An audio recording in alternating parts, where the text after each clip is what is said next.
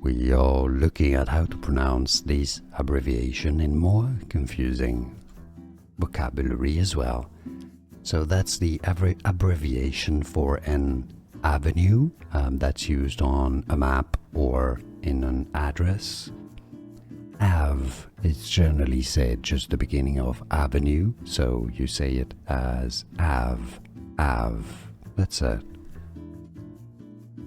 We are looking at how to pronounce this abbreviation in more confusing vocabulary as well.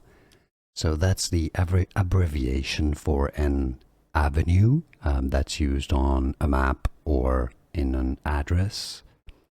Ave is generally said just the beginning of avenue, so you say it as Ave, Ave.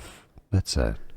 Here are more videos on how to pronounce more confusing words and names too many mispronounced. Like this video if you found it useful. I appreciate your support. I'll see you soon and thanks for watching.